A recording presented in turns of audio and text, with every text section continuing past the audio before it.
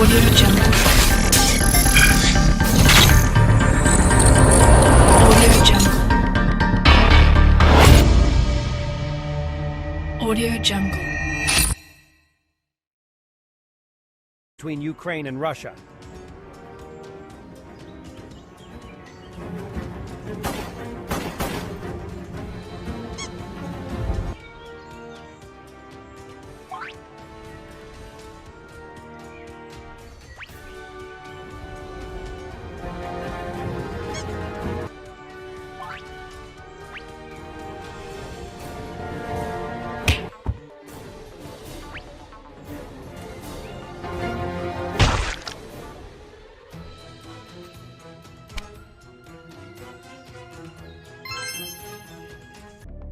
Ukrainian forces are now looking for additional defenses, after breaking through Russian defenses along a portion of the front. Ukrainian brigades begin fighting after being trained in the West. The arrival of a new unit could be very important. They are fighting more effectively in the evening than their Russian adversaries, according to U.S. officials.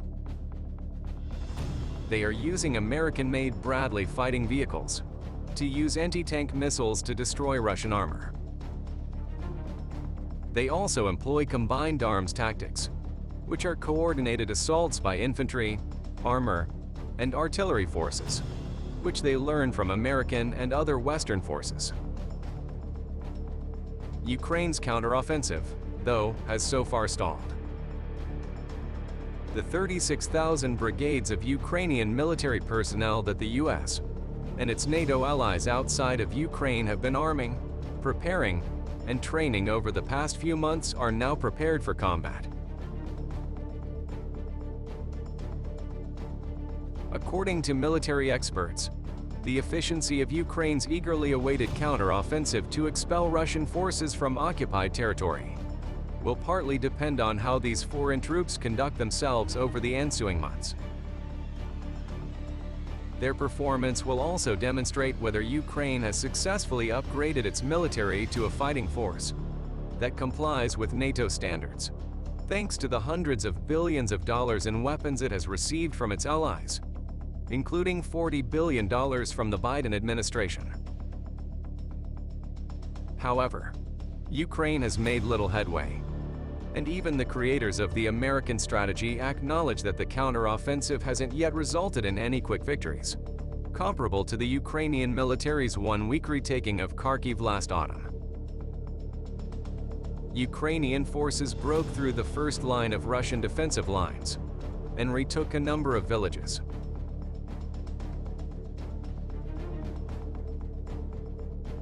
A few of their most recent Western tanks and pieces of artillery, however, have been lost. The significant proportion of the 9 Ukrainian regiments have not yet joined the fight, but the squad of that main attack force has become noticeable.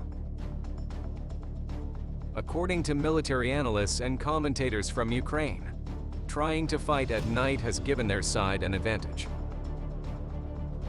German-supplied Bradley and Leopard tanks are better equipped than the Russians to locate and engage targets in the dark at greater ranges.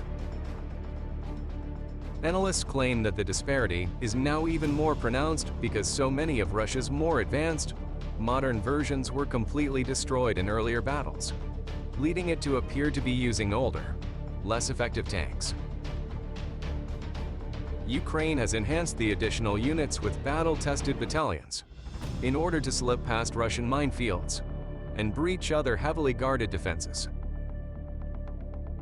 Following the deployment of their entire units as part of their weeks-long training, the regiment's soldiers quickly rotated into frontline combat units.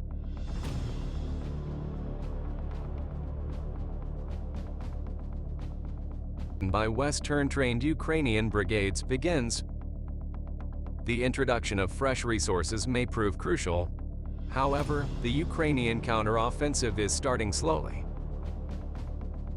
On Saturday, 11 drones were used by Ukrainian special forces to attack Russian troops.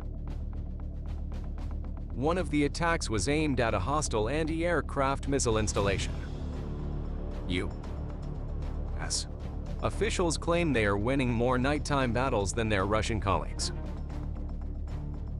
Anti-tank missiles produced in the United States are being fired from Bradley combat vehicles at Russian fortifications.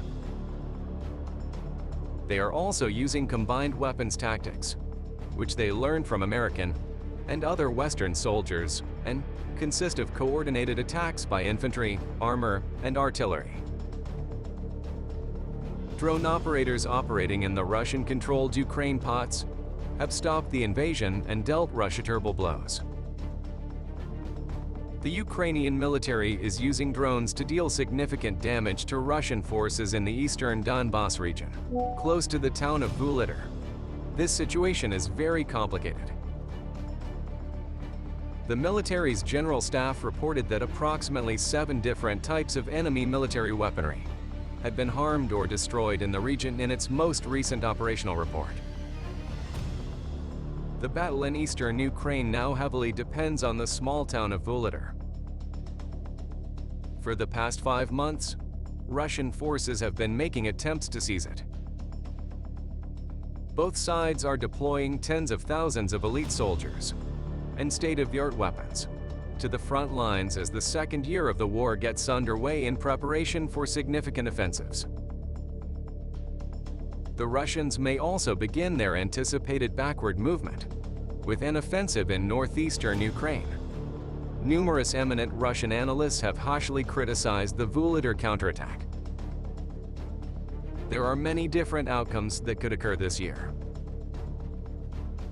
Russian forces, according to Ukrainian military officials, are dispersed throughout the Vuhledar region. The Ukrainian government has made it clear that it wants all traces of Russian influence gone. Both the ground forces of the Patriot Private Army Company and the recently activated DPR paramilitary group are widely believed to be supported by the Russian Ministry of Defense. Maximum damage output on the battlefield is the result of a combination of training, equipment, and ammunition. After 3 months, not much has changed. The Russians are expected will eventually run out of ammunition and supplies, while battling anti-tank missile systems and shells, according to experts. The United States, which has vowed to support the Ukrainian armed forces and government for however long. Si no puedes aportar económicamente al canal, suscríbete, comenta y comparte, esto ayudará mucho a seguir informando.